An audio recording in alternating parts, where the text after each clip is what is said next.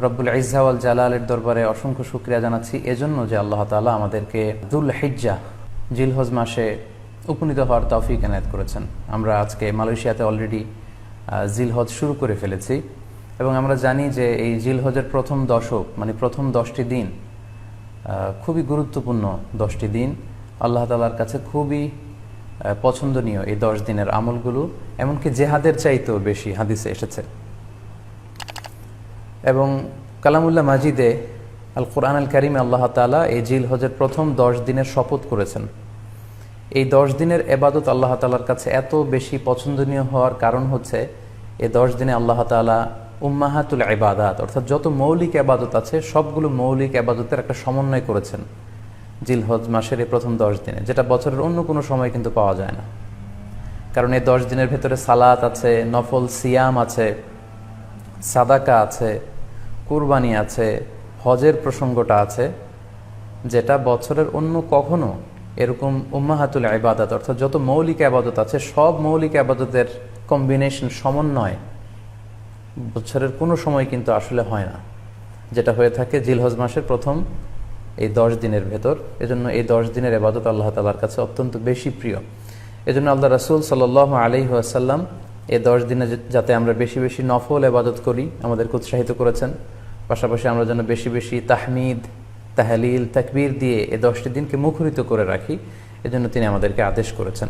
এজন্য এই 10টি দিনে আমরা যেন বেশি বেশি সুবহানাল্লাহ ওয়ালহামদুলিল্লাহ লা ইলাহা ইল্লাল্লাহু আল্লাহু আকবার এই আজকারগুলো যেন আমরা বেশি বেশি পড়ি। এবং আরাফাতের সিয়ামের ব্যাপারে আল্লাহ রাসূল সাল্লাল্লাহু আলাইহি ওয়াসাল্লাম আশা করেছেন যে 9 জিলহজের যে নফল সিয়ামটি অর্থাৎ আরাফার রোজা, এই আরাফার রোজা যে ব্যক্তি রাখবে আল্লাহ রাসূল সাল্লাল্লাহু আলাইহি ওয়াসাল্লাম বলেন যে আমি প্রত্যাশা করি এই সিয়ামের বদৌলতে বিগত একটি বছরের এবং সামনের একটি বছরের যত পাপ হবে এই পাপগুলোকে আল্লাহ তাআলা আমাদের জন্য ক্ষমা করে দিবেন। এবং জিলহজের 9 তারিখ ফজর থেকে কিন্তু আমাদেরকে ওয়াজিব তাকবীর পাঠ করতে হয়। আমরা জানি সেটা শুরু হয় আরাফার দিন ফজর থেকে। 9 তারিখ ফজর থেকে শুরু করে 13 তারিখ আসর পর্যন্ত এই তাকবীরগুলো প্রত্যেক সালাতের পরে পড়া আমাদের জন্য আবশ্যক। আমরা যেন এই নফল আজকারগুলো, এই নফল তাকবীরগুলো যাতে আমরা বেশি বেশি করে দেই।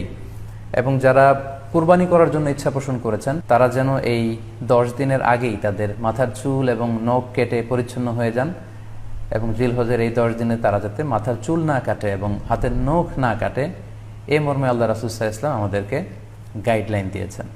সব মিলে আল্লাহ তাআলার কাছে এই 10টি দিনের ইবাদত খুবই প্রিয়। এমনকি হাদিসে এসেছে, যেটা আমরা বললাম যে জেহাদের চাইতেও বেশি প্রিয়। এজন্য এই সুবর্ণ সুযোগটুকুন যেন আমরা কখনোই মিস না করি।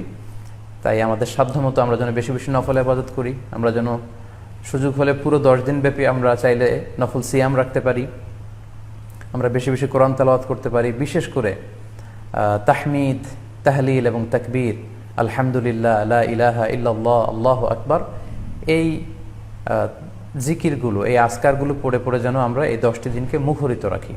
আল্লাহ তাআলা জিলহজ মাসের যে মাহাত্ম্য এবং বারাকা তিনি আমাদের জন্য দিয়েছেন, এগুলো যেন আমরা বেশি বেশি হাসিল করতে পারি। আমিন ইয়া রাব্বাল আলামিন।